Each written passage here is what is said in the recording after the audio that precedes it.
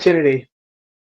Hi everyone, my name is Diane Spossum. I'm a second year student at Harper College. I'm a history major, and I'm also the president of Harper's International Students Club. And the International Student Club is basically a club where students from all over the world that are currently attending Harper College can interact with other people that are from different countries or even lived all of their lives in the US, like I have. And it's a really culturally enriching opportunity in the sense that you're able to interact with people of many different cultures, learn amazing things, or even bond with others based off similar interests. And I think it's a really amazing club the college has, and I am very proud to be its president. And we meet every Thursday from 3:30 to 4:30. So anyone is welcome to join. And today, this panel will be sponsored by the Club and Office of International Education. And the topic of today's meeting is to discuss online learning or learning in general during the COVID-19 pandemic and how important it is to discuss something like this it when we had very little time to prepare for all of this that happened almost 1 year ago. And a lot of people have had varying experiences, hardships, differences, and some were even excelling in this. So I'm looking forward to hearing from everyone.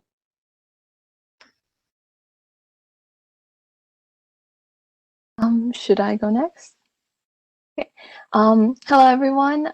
My name is Angeline Rose Bastidas, and as Dion has previously mentioned, we are very honored that all of you could be here today in order to join us.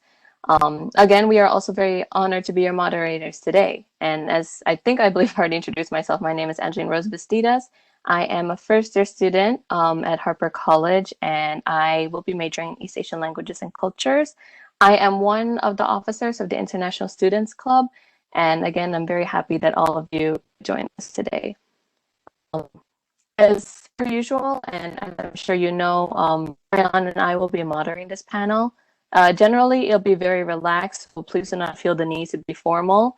Some of you may already be familiar with the format, but just in case, we will basically be operating a Q&A where we will go down the line and ask questions to our panelists, to which those who will want to answer will do so. We understand that the audience may have some questions for the panelists during the session, so we please request that all audience questions be directed to the chat. Dr. Johnson and Ms. Reynolds will also be monitoring the chat for questions as well, and then after the session, we will open it up to everyone, and this includes comments and other questions.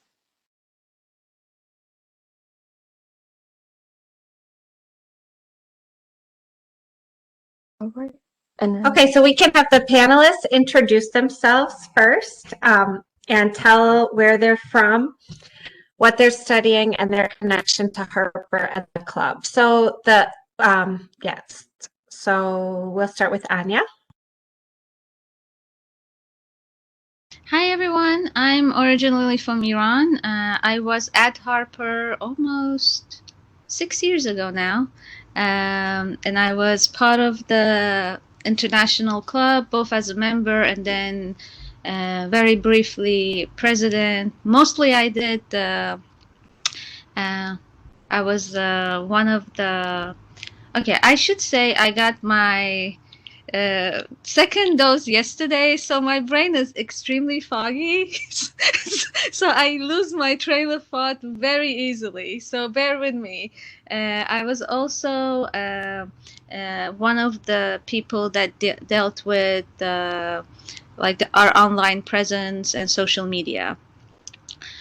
Currently, I'm studying at PhD level at the University of Minnesota Twin Cities. I study historical ethnomusicology, which is a very kind of roundabout way of saying I'm studying music history, that it's has a connection with a culture other than Western culture.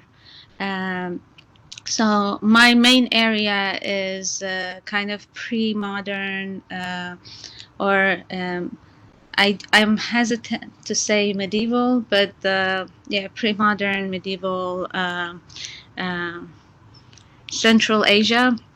yeah, I'm looking at movement of instruments and how that affected kind of transition of cultures in that era. Transport, yeah. I hope that made sense. Thank you. Well, that sounds awesome. Alrighty, hey guys, my name is Carol. I'm a student at Harper College. This is at the end of the semester, it will be the end of my first year at Harper. I'm here because Professor Johnson invited me. He's my composition professor, the best one I've ever had for composition for sure. And I'm studying international relations and diplomacy. Because I would very much like to be a diplomat. One day I'll get there. And yeah, I guess that's it.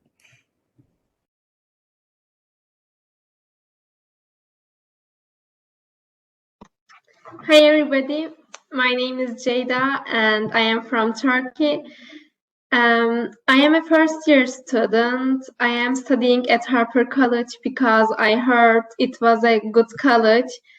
So I am here and I came the United States 1.5 year ago. So I just went to school 2 months, but then I stuck at home.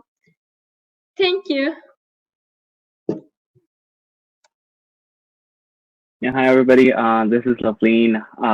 I was in Harper last year. I got graduated in May 2020. So yeah, no, actually, sorry, like COVID confused me with the years. Yeah, I got graduated in 2019 actually, but I was taking some like extra classes at Harper. Um, and I was the president for International Students Club as well.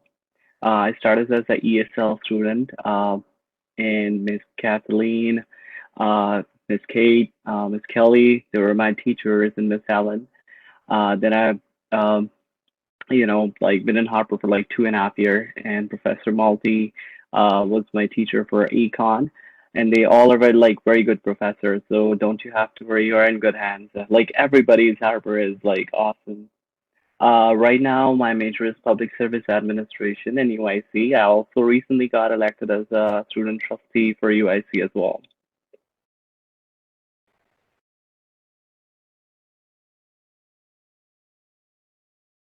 Hi, my name is Takako Funaki, and I am a first year student in Harper, and I am currently studying humanities and social. I'm also vice president of the International Club, and I was also fortunate to be student representative for a search committee of diversity, equity, inclusion vice presidency. So thank you so much for creating the time and making Harper better for students' health and education. Thank you.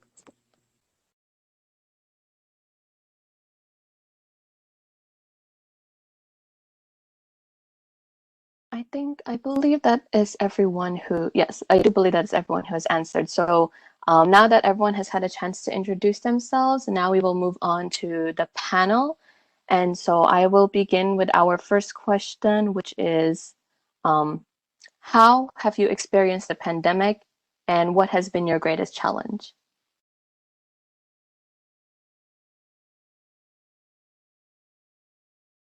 I can go first. So on a personal level, the pandemic at the very beginning, when it first started, I was actually very busy. I was working as an ESL teacher, and at the same time, I was doing another course. So I was like really busy doing everything. And I don't know if you guys remember, but at the very beginning, it was like, oh, this is gonna be for 2 weeks. Everything is gonna close down for 2 weeks, and everything will be fine. And like I said, at the very beginning, I kind of felt slightly relieved that I didn't have so much stuff to do. But of course, as it progressed, it got really dark. So, throughout the pandemic, there has definitely been a lot of ups and downs, mostly downs. The greatest challenge for me, again, in a personal level, was just that so I forgot to say, I'm originally from Brazil, and my parents were here because my dad was, my dad was on assignment, and they were gonna go back in the middle of July, and I was gonna go back with them for 6 months to see my family again that I hadn't seen in 2 years. And I was really looking forward to that. And unfortunately, because of the pandemic, I ended up not going because I didn't know if I was gonna be able to come back. I didn't know how the situation was gonna be there. So, and I had already enrolled in college here, so I decided to stay. And I haven't seen them in more than a year now, in my family more than 3 years. So that has definitely been the greatest challenge for me, being separated from my family for such a long time and not being able to go see them or for them to come here because it's just not safe right now for either of us. So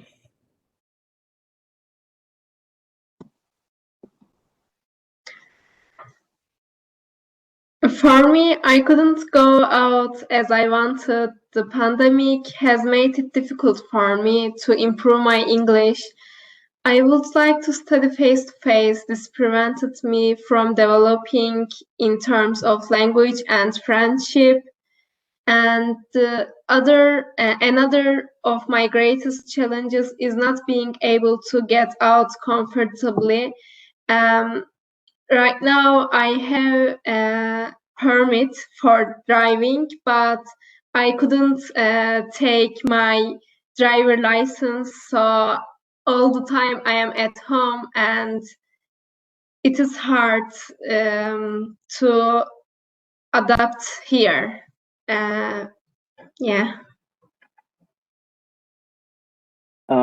Pandemic for me, so how I experienced this was like I used to work in grocery store, and like I could see the fear on face of people, like rushing things out, like they're buying the paper towels, toilet paper, like everything was out, like totally, like never saw that before, like lines in like grocery store. People were like storing like things to their home. They thought like it's gonna be a lockdown, and many countries have the lockdown actually. Um, and then the biggest challenge was like I think not for me but for everybody, the face mask were not available at the first. They like when it really started, like people they started by the bandanas, like making the masks at home, and those things. And then people were like really so I used to like visit my grandma. They don't like like live with us. They live like separate in their apartment, my grandma and grandfather. So I used to like sometime go there, but then just the COVID. So I used to work in grocery store, with like hundreds of people in the day, like in them. So I can't visit them, and they used to call it fine, nothing gonna happen. I was like, no, it's for your safety. Just be safe, be home. Um, and I think you guys have experienced that too. When you come outside, you have to sanitize yourself. Like I used to enter from like garage and then go upstairs later on after like freshening out and all. So yeah, COVID has really changed everybody's life, the 6 feet difference. Like some people still like say hi, like if I'm like meeting my old friend, I would just say shake hands, and then we remember, oh no, we don't have to shake hands. We will just do like this, or so people are really like doing it, but yeah, like our lives have like never happened before something like that where like everything is closed, no like restaurants open. If you go outside, like it's all like everybody was home. That was a bigger challenge, that's not for me but for everybody. Thank you, all of you, for answering. There's a lot of depth to your answers, and I think it really presents the wider range of how this pandemic has personally affected not only you, but also on a global scale as well, since in a way you're kind of like our window to a different world, if that makes sense. I would like to pass it over to Dayan, in which he will provide the next question. Well, first off, I just want to say that it has been a really um, hectic and rather crazy year with how fast we've had to adjust to everything. And it's great to see that many of you are still with us and doing your best with everything. And now, if you guys don't mind answering these questions, how has the pandemic personally affected your family or any old, elderly, or younger people you may know? So I can start. Since the pandemic happened, my parents needed to spend more time on working.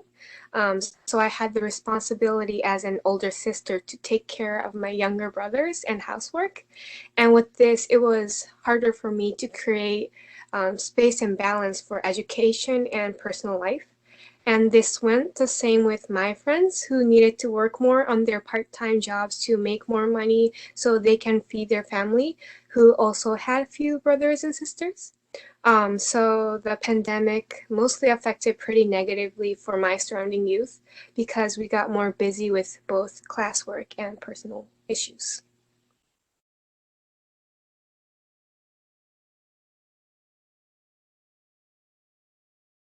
For me, like I mentioned, being away from my family has been pretty difficult.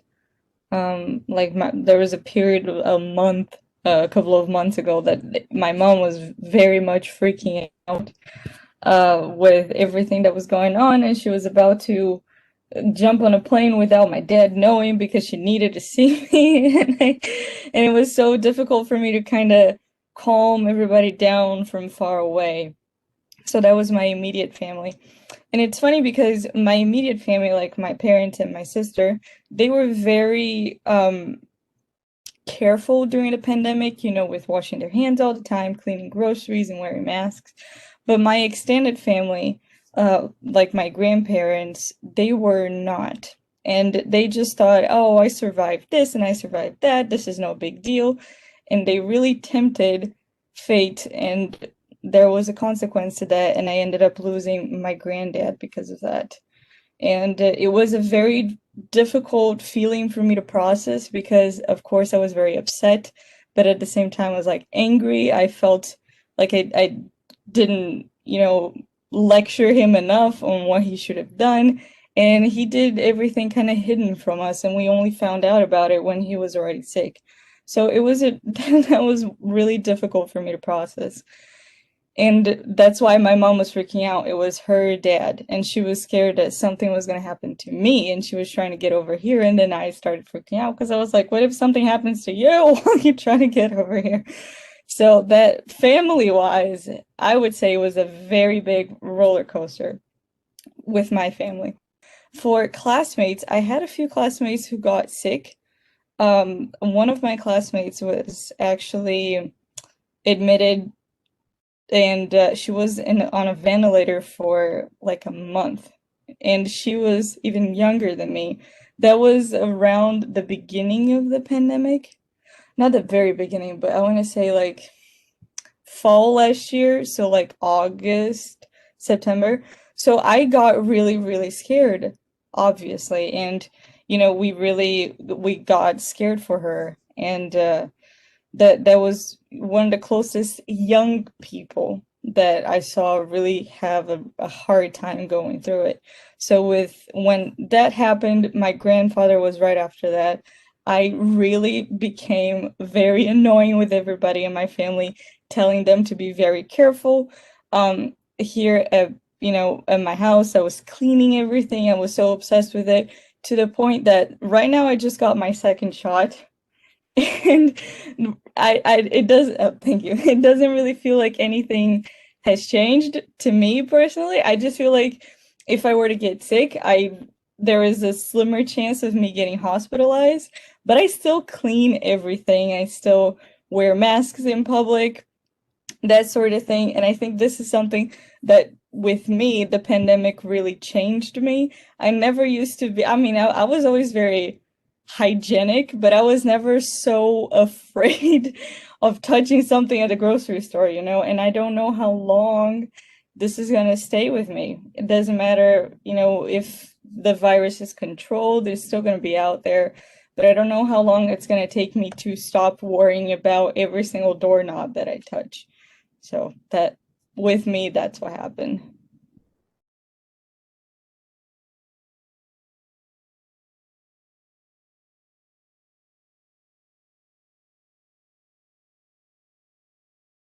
Thank you both of you for sharing, especially for Takako. I kind of personally related to that when you mentioned about how since your parents had to work more, you kind of had to take on the role as, I believe, the eldest sister, correct?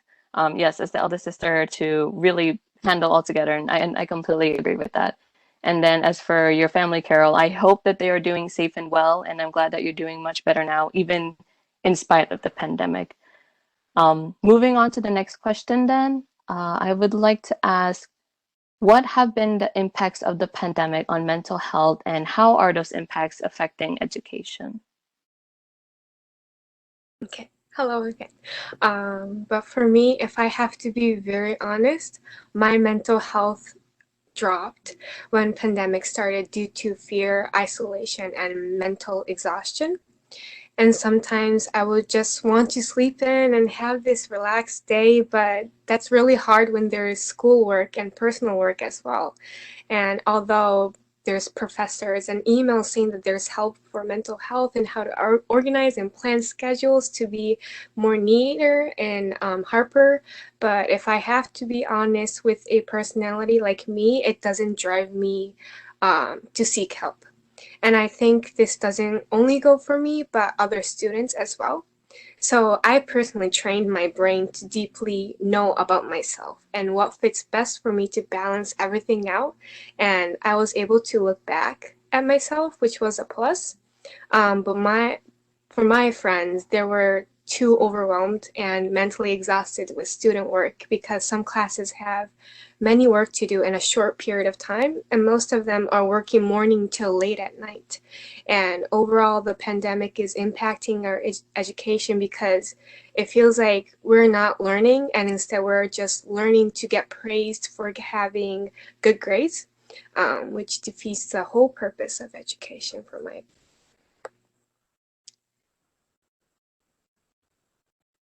For me, so coming from the background that I come from, like in my country, seeking mental help, no matter like if you just slightly depressed or extremely depressed, is still a taboo. Like saying that I'm seeking help, everybody's like, oh my God, what's wrong with you?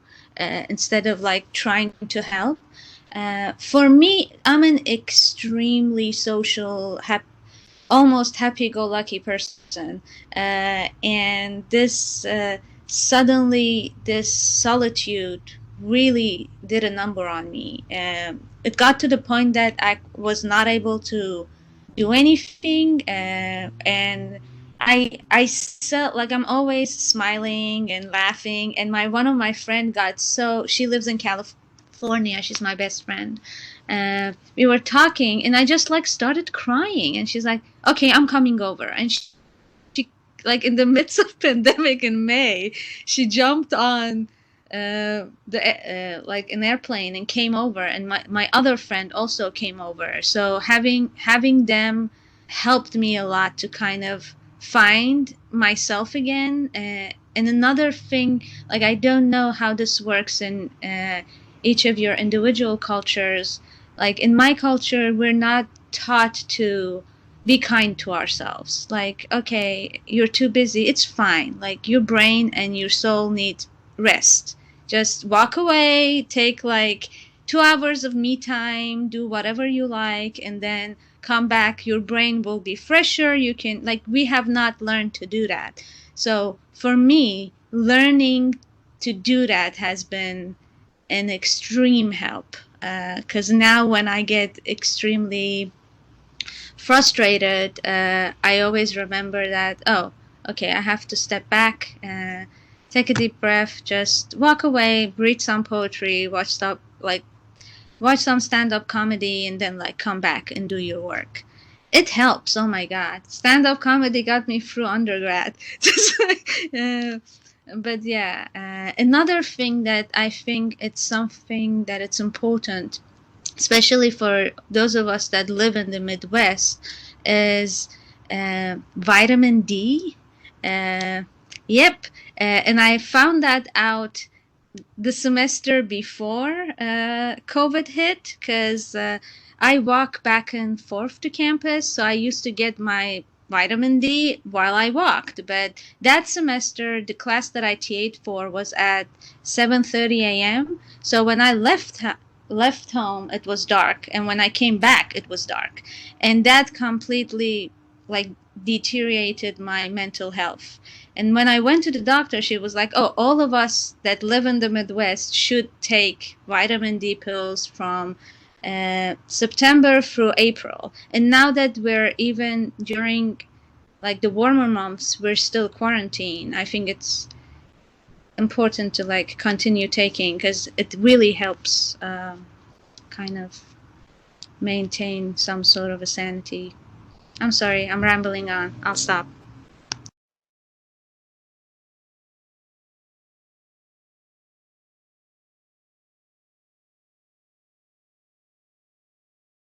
Well, those are all really great examples that everyone provided and shared, like mental health. As of recently, it's still unfortunately viewed in a bad stigma, but hopefully, more examples of this can come and the stigma can be erased completely and more resources can be given. And I could definitely relate with some of you that for me during the pandemic, I had a lot of issues too with losing friends and things like that. So it's definitely something that a lot of people have been experiencing. But amongst this, there also I've been able to have many positive habits and changes. And now I would like to ask all of you, were there any positive habits or changes that you have made during the pandemic? And do you plan to keep any of your new positive habits or changes after COVID is over? Yeah, so I'll go first. Yeah, there actually some positive things happened during COVID. We all were, it's like to me personally, I felt like we all were running in our daily lives. And I think COVID came, we stopped a little and we saw like what's happening around us. We got to spend time with our family, with our loved ones. We took a break from our jobs. Like if you work in that type of job, we took a break. We spent time in our family, and we got to learn something from them. We felt that we we care about them. We have like when like even though the flights got canceled, I wrote a letter to Des Plaines State Senator Laura Murphy, and she wrote me back about something we were talking about like at that point for UIC students. And she actually told me like Des Plaines people are happy that they have like the noise reduction from the planes. So even though like there are things which like many people we have lost like many lives, we have lost the loved ones. I have lost my two classmates too, and like in this time, and it's very saddened for us, but it's also a great opportunity I think to learn that how we can like save our like environment and all. The positive in personal life, I think I start waking up in the morning. I don't know, cause like there's like nothing in the home usually to do. So I was up at 4, and my dad used to ask me like, "Why you up at 4?" Cause like I don't know, like, and I used to like go for a walk with him, and I lost weight, and that's actually like I was trying to lose some weight. I was not that like weight, but like still I wanted to like get in the shape, and I lost weight. So I used to like run with my dad. I did set like cycling, and I want to keep those like habits like keep going on with me. Um, yeah, those were some like good times. But now, as like CDC requirements, like we can go out without mask and kind of have a little get togethering, few people. And I think we're gonna be come back to our normal lives where we don't have to wear those things. Because it's really hard to see now, like everybody, if you see them like without their mask, you will like, oh, that's a different person. Maybe you have like noticed. And I'm also the like vaccine ambassador for my university. So everybody, if you haven't taken, like get vaccinated and post a picture, maybe you can like encourage the others. We don't have so we've been like, grown up. We have grown up like seeing the superhero, but now it's our time to be a superhero. Like be safe and get vaccinated so we can help others to get safe and free of COVID. Wow, those are really amazing things you shared, and fitness, especially during a time like this, like taking time out of your busy schedules to do small tasks like exercising is definitely a great way to relieve stress amongst doing other things that you might enjoy, and that's really awesome that you're representing your university in a way like that. I can also add. So I learned to be honest with myself and not force myself to do anything that is out of my limit or boundaries because it will just make me stressed out more and eventually to mental issues of not feeling like I'm being enough or depression and anxiety just kicks in. And communication with professors, I think, are the key to education. And communication with comprehension always build empathy and compassion for students and also professors. So that was so important to experience. So the more open-minded and flexible the professors are, the students are able to have this slight weight off of their backs. So I learned to communicate better with my professors and also my classmates as well. And it made me also learn that isolating myself is only going to do harm. And reaching out to get help is very important. I wanted to add to what Takako said. That is absolutely true. I think this is something that, because of the online learning experience, I feel like a lot of the students are forgetting that our professors are not a computer grading our stuff, they're people. So if there's something going on, or you don't understand a certain subject that you're studying, it's the best thing to do is reach out. Like right now, one of the classes that I'm taking, which is Sociology 101, it's much more difficult than I thought it was going to be. And if I hadn't reached out to my professor, which is Professor Graham, like he's a great professor in case you guys are thinking about doing sociology. If it wasn't for him, I probably would have really gotten a terrible grade at the class because it's so much more than I expected, because I'm already taking a lot of classes this semester. I had taken sociology before, so I thought this class was going to come easily to me, but it's actually one of the most time consuming ones for me right now. So, and another thing that I wanted to say, a tiny little caveat to the vaccine, very important to get it, but an advice that I would give you guys now that I've gotten my 2 doses is try to take a day after you get your dose, either the first or the second one, to not do anything, because I've heard that a lot of people react in different ways. The first dose for me was absolutely fine. My arm was just a little sore. But on the second dose, like I got a fever, I got pink eye on both eyes. I definitely got like a reaction from it. And now I'm fine. Like it lasted like 2 or 3 days. It was not a very big deal, but I did feel like I had gotten like kind of sick, that feeling when your body is like weak. So, and make sure maybe that you have somebody close to you that could keep an eye on you. Just because, my Spanish professor, she took her second shot and she was going to teach us the same day. And it broke my heart to see her going through the class. Like she was so clearly feeling bad. And I was like, I said maybe we could try to do this class another day because she was really feeling bad. So just a little something for you guys to know. Very important to get it, but make sure that you take a day or two to recover from it. Yes, thank you for the PSA, Carol, about the vaccine. I've heard multiple things as well, and it's good to know that there are that those people who have already taken it are sharing their experiences. I would also like to add on, I know Loveline, my apologies if I mispronounced that. You're a very big advocate of the vaccine, and I, I understand how important it is to get the vaccine, but when you said to take a picture, I know you didn't mean any ill by it, but I just also want to say that if for those of you who are getting the vaccine, do not take a picture of your information and then post it on the internet, as you are inviting um, identity thieves in order to like obviously steal your identity. So if you have it, that's good. Maybe bring it around if people ask, but other than that, obviously don't post personal information. Yes, exactly. Thank you. Just post a picture and then that's good. So thank you. Moving on to the next question, I would like to ask, how has your learning environment changed over the course of the pandemic?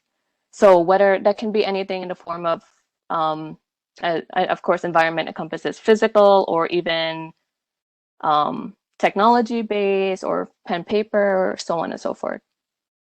I TA, so I'm both a student at this point and somebody who teaches.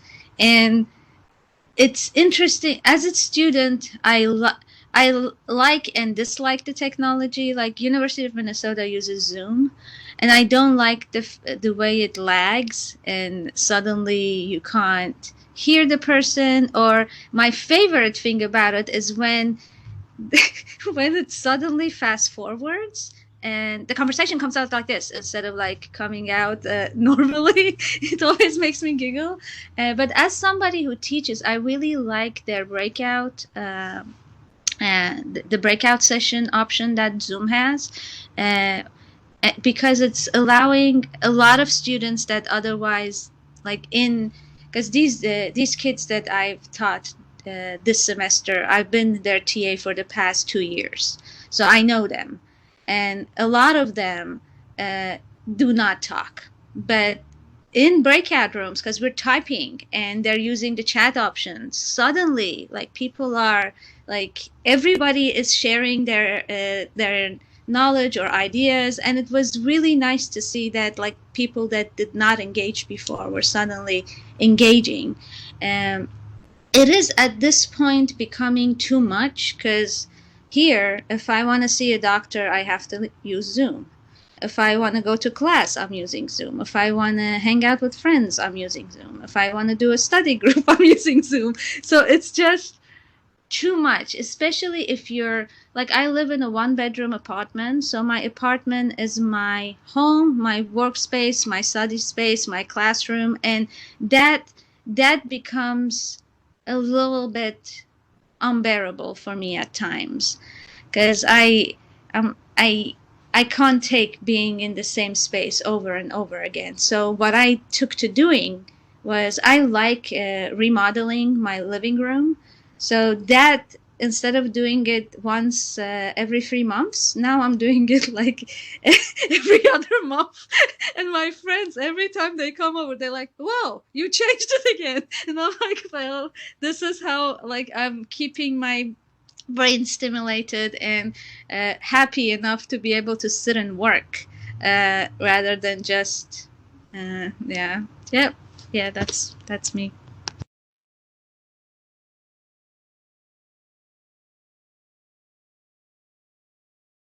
For me, the biggest change is that, in the very, very first online semester, which for me was fall last year, I used to work and study in the morning. And when all the classes were online, at that point, I only had like one synchronous class that I had to actually meet the class. And I don't know about you guys, but I am not a morning person at all. So at the very beginning, it kind of felt more comfortable because, I could study in the afternoon and really into like later at night, because this is like the quiet time where nobody is making noise, everybody's sleeping. So this is the part of the day that I have, a lot of quiet and time for myself. However, This spring semester, every day in the morning, I have either work or school to go to. But because of I got used to the online studying later in the day kind of thing, I am having a lot of trouble sleeping this semester. And because, I kind of got used to being very productive at night at around 1 to 3 a.m., but then I got to wake up to go to class at 9:30. So this has been a very big problem for me. Even days that I do manage to get in bed like at 1, I can't fall asleep until like 3. So it's really changed my rhythm, and I got to get back to normal people rhythm, because I'm really kind of screwed up with that.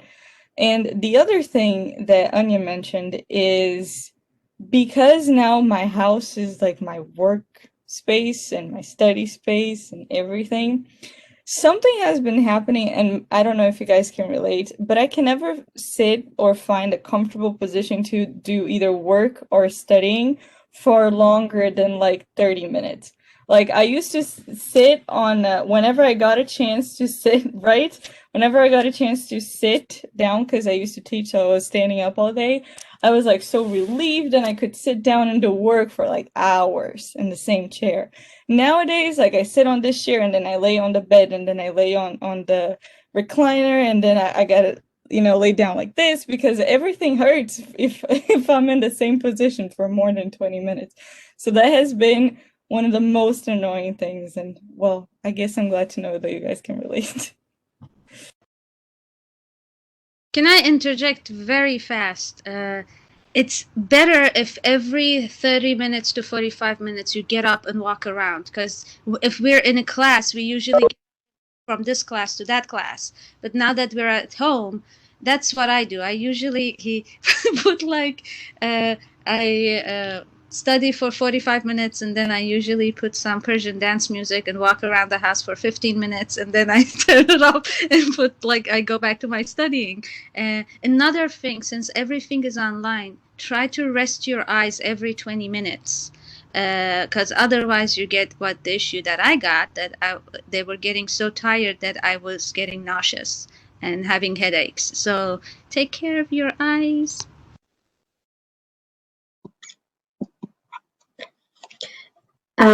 I started school a few months after I moved to the United States, and I only went to school for 2 months. It was a very short time for me. Then I took my ESL classes online for 2 semesters. Learning online while learning a new language made my learning process difficult. I have not had the opportunity to communicate with people because of the pandemic. As a newcomer, face-to-face studying is more important to me, and it is difficult for me to study at home and focus on my lessons.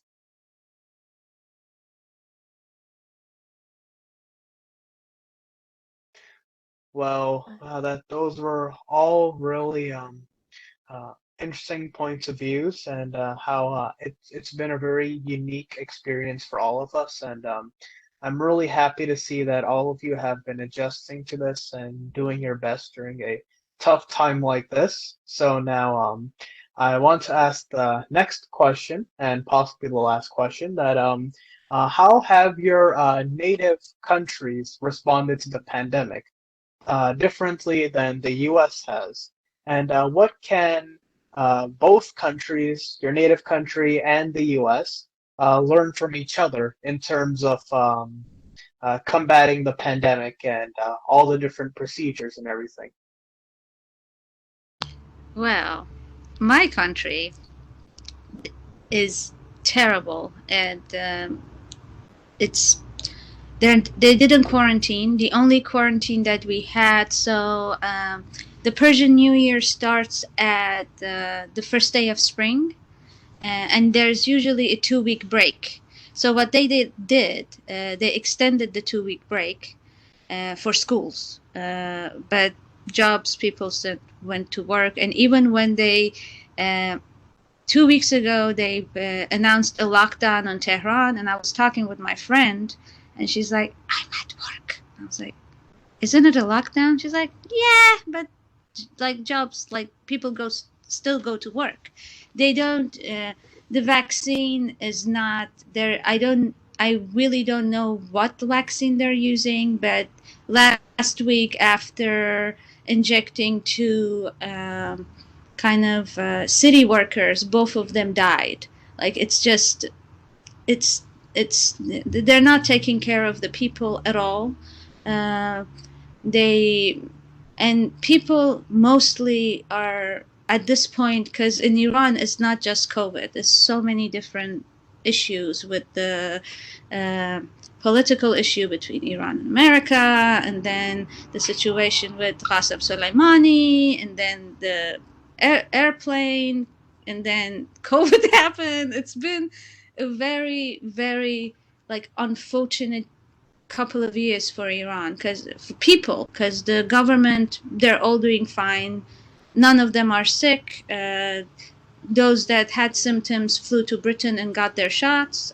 So it's just everyday people that are being kind of sacrificed at this point. And I really wish that for the sake of their people, they would put politics aside, but unfortunately they're not going to do that. Like I think it was a month ago that the supreme leader announced that no European / British or American vaccine is ever going to set foot in the country. So it's just, yeah, unfortunately people are dying and the government is not doing anything about it. Yeah. Yeah, guys, I think I forgot to tell you I'm from India, and last year I think they had like a lockdown where like nobody can like come inside, like come outside from the home. Um, at that point too, the government like left the people like because nobody could even go to do grocery. If they go out, usually like cops would like arrest them or like beat them sometime with like the with whatever weapons they have over there. And they had like the biggest lockdown for like I think 2 3 months, and like people were inside and they were struggling to even get some essential items, foods and etc. And but there are like some organizations that like really help. Like there was a northern and middle like Indian organization, spiritual organization. It's called Radha Swami Satsang. They help a lot. They give their like facility to use for like the patients of like corona for quarantine. And they even like supplied the food to every like village of northern and middle and even now South Indian too. So yeah, like people gave them like kudos for their efforts. And now you can see, I think you may have heard like the rate or like in India, like people are like out of like oxygen. And Prime Minister Modi, he's like busy in his elections. They don't wear a mask, and he like kind of like gathers people in the rallies and all. So yeah, the things US done better was like sending people stimulus check who have lost their jobs and all. And you know how at that time President Trump also like increased the what it calls when you lose your job. Um,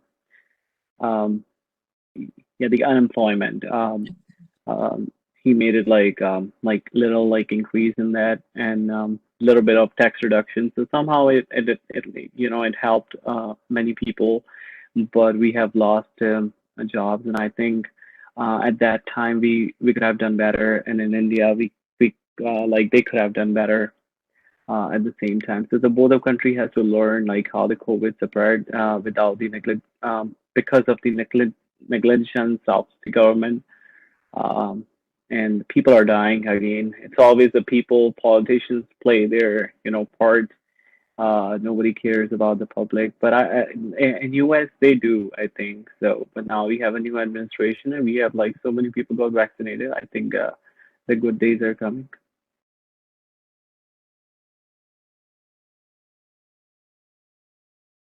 Thank you, both of you, for sharing. Especially, I think it's really interesting how, my apologies, it was Iran, correct, Anya? Iran or Iraq? Iran, where uh, uh, just my observation where there's like people, the government especially, kind of approach things differently. And then I think how the government, personally, I think how the government reacts to vaccination and pandemic is also how the rest of the country will respond. And so I think it's kind of interesting to see that. And both of you brought up good points where I think both excuse me, not both countries, India and Iran could learn from the United States, and the United States could also learn from both countries as well. So thank you very much for bringing up both of those. At this point in time, I think that is all of our questions today. However, I would like to open it up to the rest of the audience and see if any of you guys would like to add any additional comments or, again, more questions that you perhaps developed during the panel.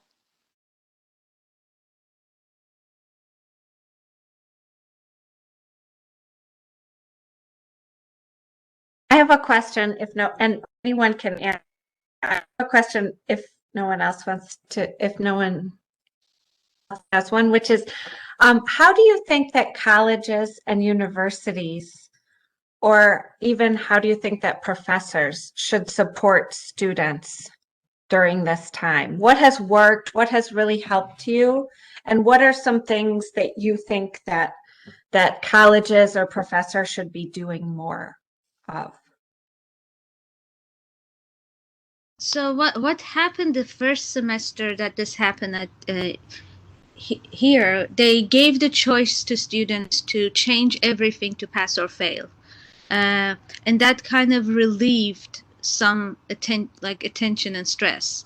As for a teacher and a TA, I think having flexibility is very important because these are very strange times we're living through. So it helps a lot to be. I think another panelist also pointed this out, that to be in touch with the teachers and also appeal to their human side, basically. But even the teachers themselves. I've worked with professors during this 1 year that did not allow extensions and anything, and I also worked with ones that they're like, oh, you missed the quiz, let me extend the time so you can take it. So that really like seeing the same students under this professor versus that professor, like you can see that they also, because they know that they have that flexibility, they come with some sort of they're keen to learn more because it's not about, oh, I need to finish this on time. It's not about the task, but it's about the content. When the professor is more kind of laid back and approachable. Yeah. I also want to point out, as you have said, the credit and no credit, like option they have gave. Like I don't know if you know, like for example, like if you're transferring to a university, I don't know, it's gonna be like an accreditable or not, because they might say that you have to take this class again, because like I don't know why it was not brought up to like a bigger level where they can make a like decision for a whole state, but like in some students are still not aware of this process, that the universities can say no to those credits or no credit classes.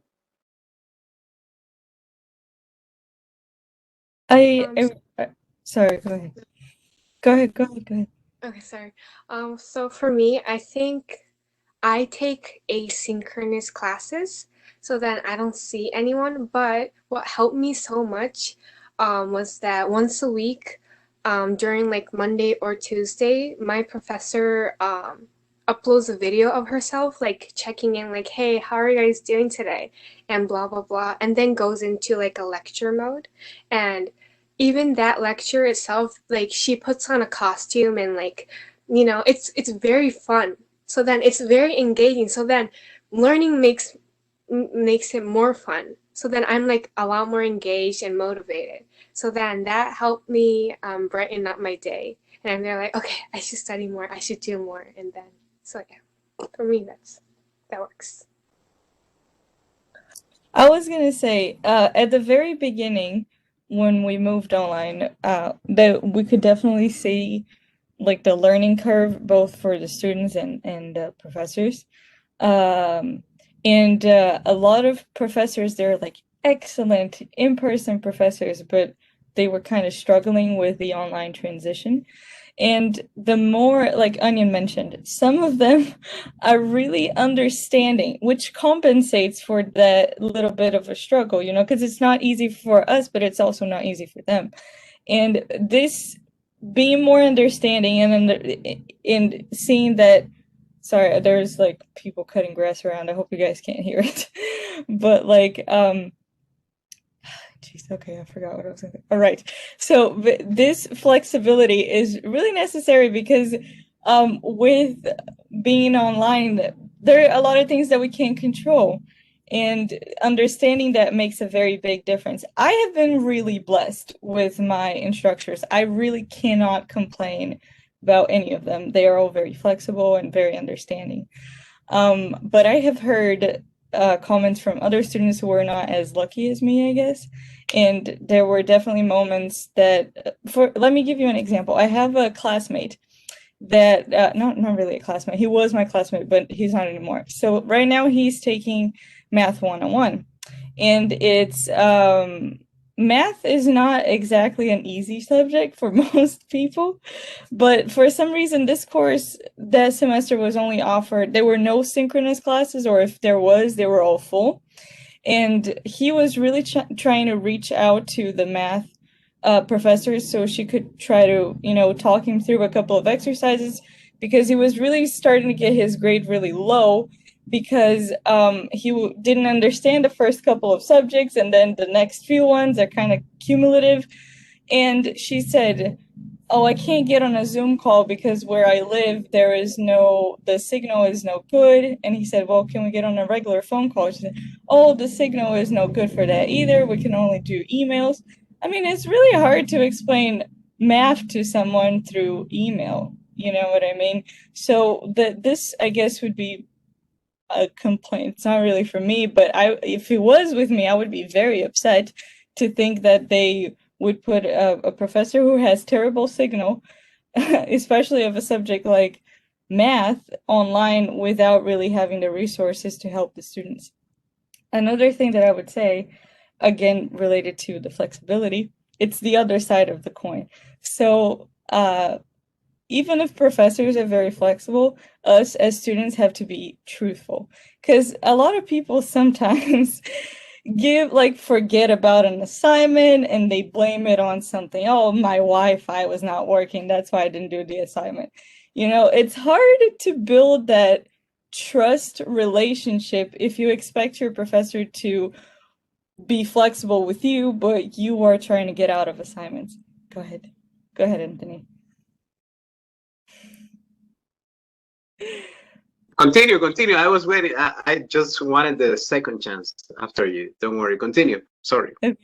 But yeah, so I'm saying, you know, it's awesome when professors are very flexible, but us as students also have to be truthful to what we're saying. You know, and again, if you have a good relationship with your professor, you can say, I totally forgot about this assignment because I was busy with this, and that. Can you possibly give me another chance to make it up? But don't lie. You know what I mean?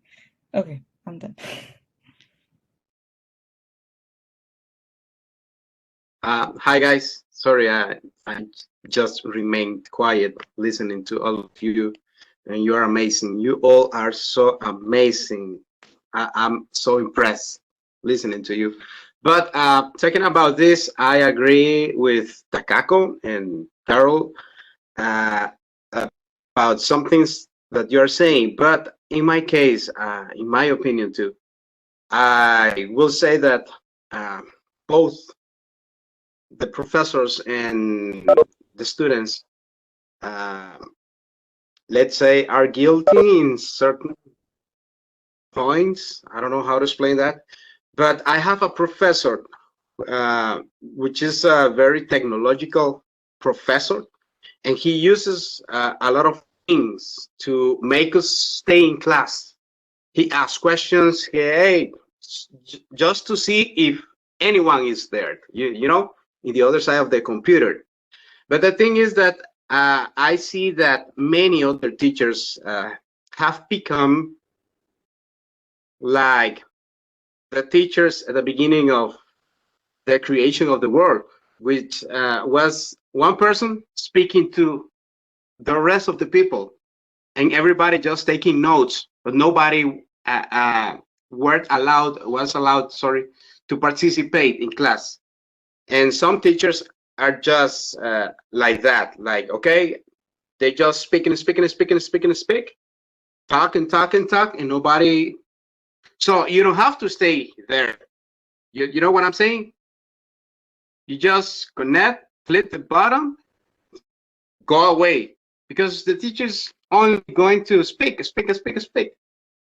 But if the teacher makes you stay in class, asking questions, and making the class fun, so you will want to stay there and to learn and be focused on your class, you know. So both, sorry, have to do something.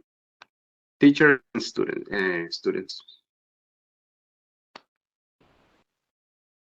I would like to add that. Go ahead, Angeline.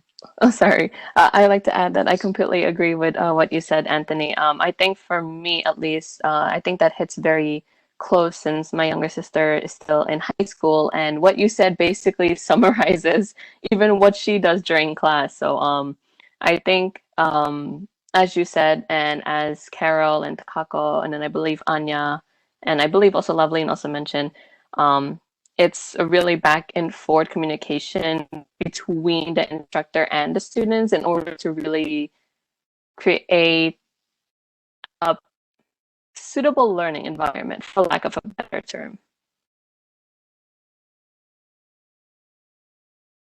Yeah, I just want to build off what a lot of you were saying, in that these are important lessons that we've learned during the pandemic, but a lot of these things won't go away when we come back to a normal classroom setting. So my hope is that a lot of professors realize that students are human beings also, and I think we need to be flexible, not just now when we're all struggling to adapt to the virtual world that the pandemic has created for us, but to remember these lessons when we come back to the classroom, that students still have stress and family issues and illnesses and, you know, a myriad of other problems that they go through, that we as professors have to be kind of aware of. And that I think we could be flexible, not just now, but maybe to continue to do that for our students, to make, like Angeline said, a more suitable learning environment, a better, you know, foster better learning, I think, in the classroom. And then I'd like to jump in with a question. My apologies. I don't know how much time we have left, and my apologies for taking up anyone's time. But I wanted to ask, and again, this is for everyone, so please feel free to answer. For the panelists who shared today, thank you very much for your for sharing. Excuse me, for sharing. You shared a lot of really wonderful information, and I really got a good picture of how all of you had coped with the pandemic. And that being said, I wanted to ask that from your experiences, and not just the panelists, everyone else, from your experiences, is there one piece of advice that you would give to others out there who are maybe dealing with the same thing, or maybe to help them overcome what you have maybe already had overcome?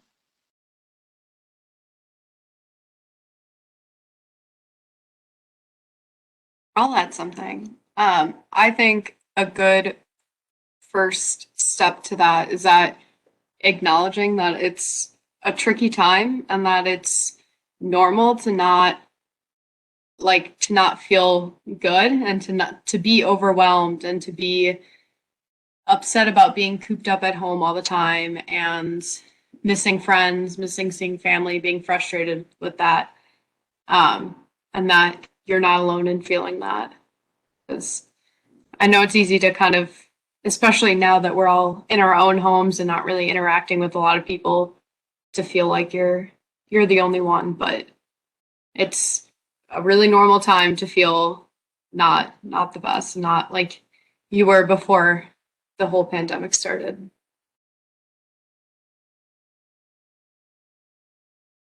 I was gonna say what really made a difference for me is really writing down my schedule and the things that I have to do that day and trying to the best of my abilities not to just write it down, but to really honor that schedule.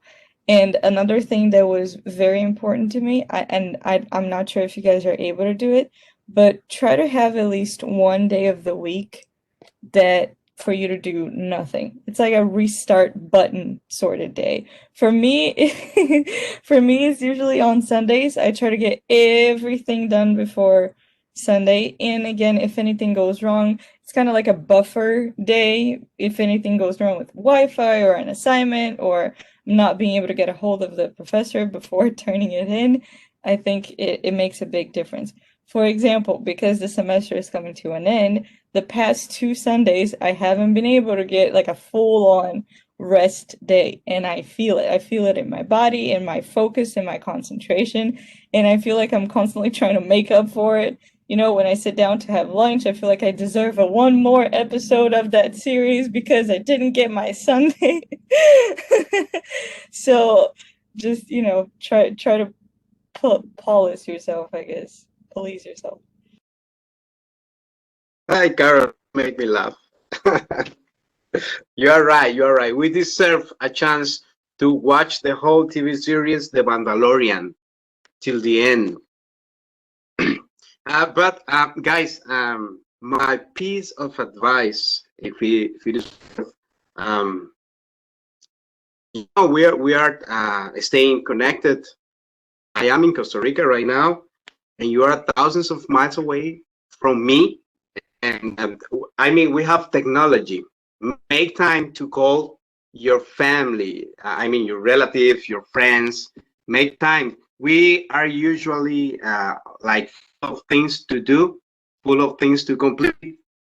And in the end, or at the end of the day, we just realized that it's just time to go to bed. And we did not make the time to call our loved ones. So, guys, life is short, very, very short, and I really know that you know that life is short. So make time to call people and say hi and catch up a little, and also to drink a coffee.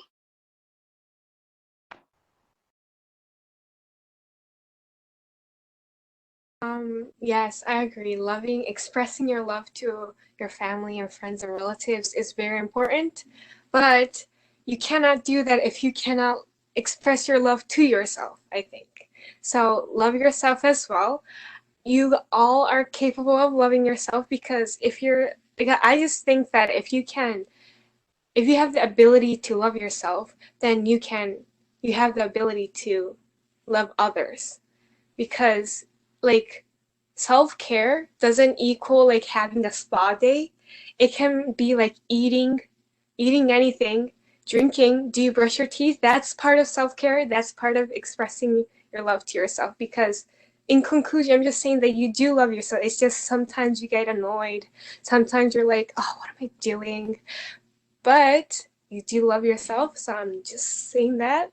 Yeah. Yeah. Takako, it's a hug from a Costa Rican. So many months and we have not taught these people how to make a heart. Okay. All right. All right. That was a beautiful point. Thank you. I know, so if you have to go, don't be afraid that you have to leave. I want to respect everybody's time, but you're welcome to stay. We're welcome to stay a few more minutes. What's that one, Carol? That's a heart? Yeah, My Korean Korean part, friend right? only does hearts like this. She takes pictures like this. And I think it's I so guess you're cute. doing great. Like, yeah, okay, It guys. takes skill to do it, is all I'm gonna say. It takes skill to do this because I If you can't could even teach do it. Richard, he'll give you extra credit, Carol, because we've been trying to Okay. teach. Okay. Pointer finger and thumb, put them together like this, like you count, yeah, and then you just turn it. Oh, there you go. Wow, this was really amazing. I can finally do it. I can finally show my friends this now. Thank you so much. Very enlightening. Awesome. I finally did it. Okay, Loveline and Anya, when you look back at your time at Harper and like how you went on to other things, like what did you learn at Harper? Or what would you recommend to our Harper students who are going to also transfer to universities and maybe also like you guys go for your graduate degrees too? What kind of advice would you give them? Make sure whatever you're taking will what's the word? Transfer. Yeah, because I had to retake all of my music stuff when I went to Urbana. Um, if you're still there for a long time, uh, honors club and Phi Theta Kappa, their classes are really fun. Like the number of students are usually between 7 to 10. Very, very thought-provoking discussions. It's really fun. I got to go. I don't know if they still have them, but when I was there, they had these international cultural or trips that you had to apply for during the uh, spring semester break. And through that, I got to go to China and Japan. So, yeah, and it was great. If you're there, take advantage of that. It's really fun. Go to concerts. We have really good concert programs at the Harper. Yeah, what else? Yeah, that's that, I guess. That's really cool, but if you don't mind me asking, this travel opportunity, was it through uh, U of I or was it from Harper? The travel that was for Harper. We had Oh like wow. up had I had a friend who also had gone to Argentina and Paris, France through the same program. Um, so if you're gonna be in Harper for a while, hopefully after the pandemic is done, get in touch with the people at the Honors Club. It's really fun. You get to do fun stuff and also do community work a little. So yeah. Hmm. Nice. That's really cool. For me, when I started Harper, I just want to suggest you guys that take only those classes that you actually need for your degree. Go to your advisor, and keep going to your advisor, just like so you can be on your way. I know I used to take like some science classes because my grandpa wants me to be doctor, and then Miss Kathleen actually convinced him for me that I want to go to criminal justice, and that was a long talk at that day, but yeah, so like take only those classes which you need for to transfer and which actually going to help you out in the future. The other thing is like make some leadership, do some leadership roles at Harper because it's really important when you get admission in university.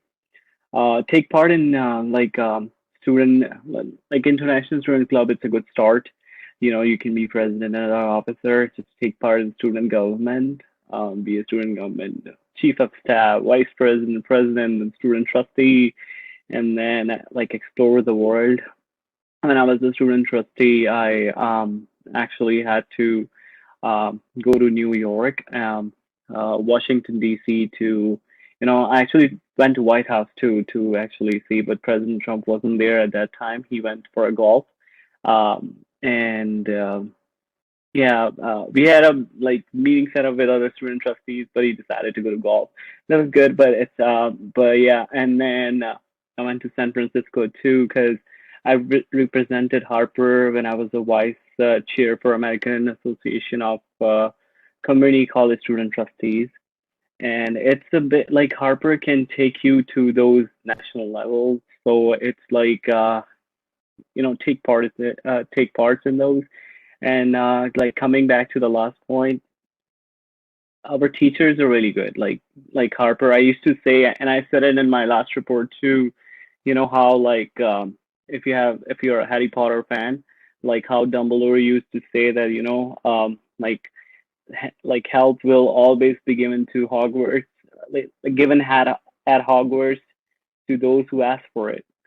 But I switched it to like help is will be and always be given at Harper to those who deserve it and to those who ask for it. So our teachers are the best. Harper is the best. Everywhere, every office you go to, they will help you out. So yeah, that was the only suggestion I have. Can I add something else? It's true that you only should take stuff that you need, but if you want to explore audit classes, like if you like something but it's too much as a credit, explore. Don't just stick to one small thing. Yeah.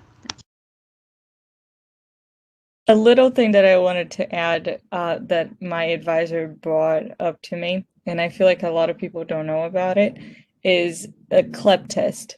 So if there is a particular subject that you are very good at, you might be able to take a CLEP test to get the credit for it, and kind of, depending on how quickly you're trying to go through your degree, advance that a little bit. So for example, I didn't know about it. My advisor brought it up to me, and when I started Spanish, I started with Spanish 202, and right now I'm doing 210. But I found out that I can take the CLEP test and get the credit for Spanish 101 and 102. And guys, that's like 8 credit hours. You know what I mean? It saves a lot of time and a lot of money. And if there is like a subject that you are very good at, and again, I'm not saying don't go study, don't take a class, but if you know, there wasn't really a point for me to take Spanish 101 and 102. It's always something that I think it's worth looking into.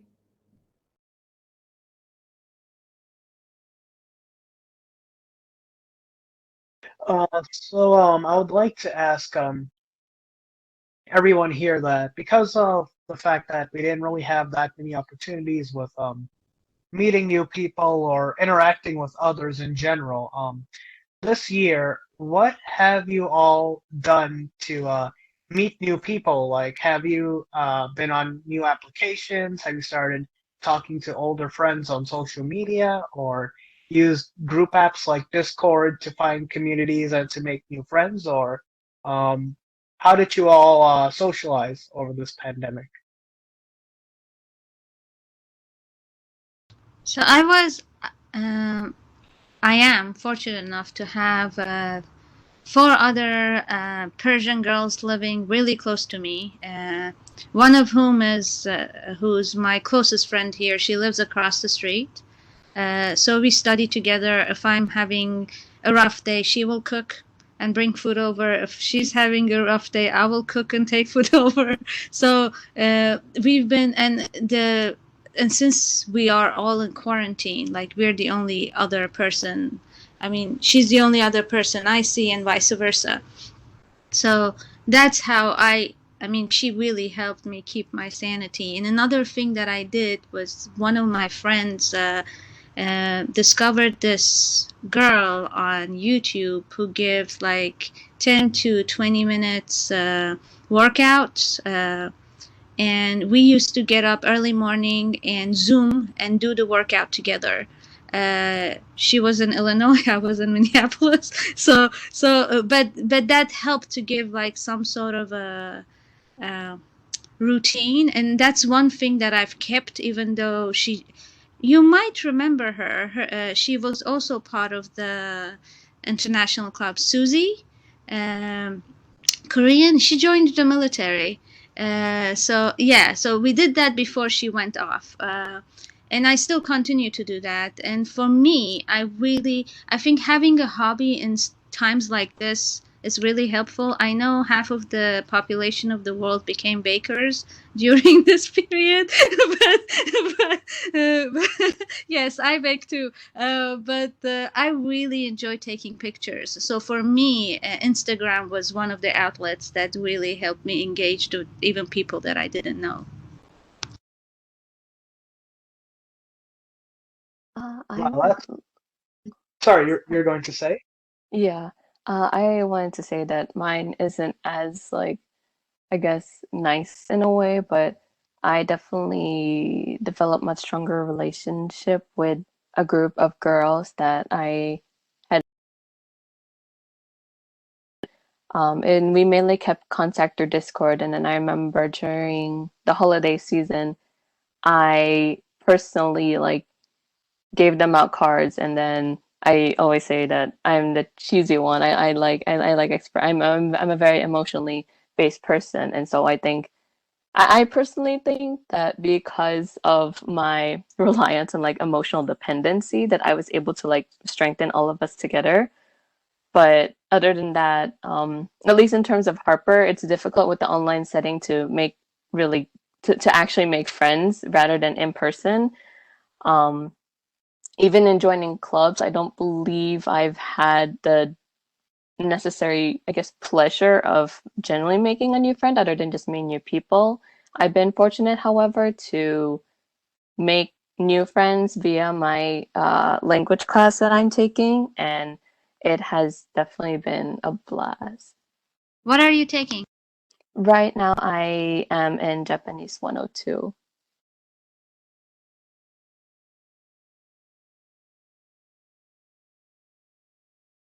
Well, for me personally, ever since this pandemic, excuse me, sorry about that.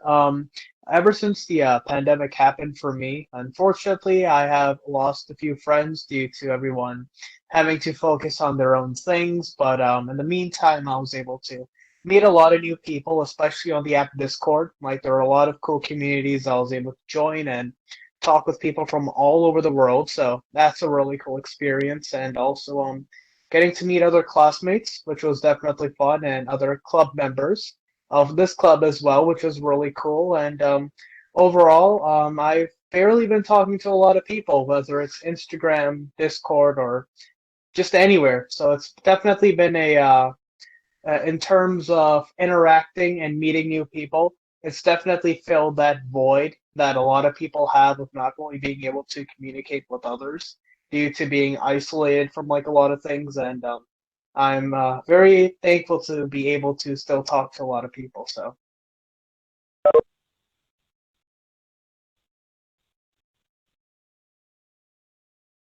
Yeah, I would like to make, thank you, Loveline. I think he left. Thank you, everybody. We probably need to wrap up, but you know, it is hard to make friends. And I wish that that's something else that I would like to do as a club advisor. But I feel the same way, even like if you go to a meeting like this and you just want to talk to one person, like just to say like, hey, how are you, or get to know them or whatever, it's very hard to, you can't really do that when you're in an online meeting. You know what I mean?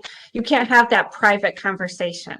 So you can't necessarily, and I don't know how to fix that. I mean, you could put people in breakout rooms of like 2 or 3 people. I guess that's maybe the only way, but still it's a little bit like tricky to kind of, you know, jump into that. I don't know.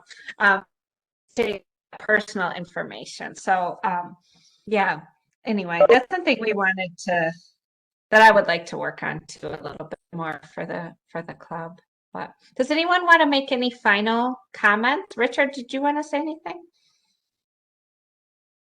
Oh, no, but thank you to everybody for being here. Your perspectives, insights, your experiences have been illuminating and inspiring, and I thank you all for being such wonderful people and for joining us today.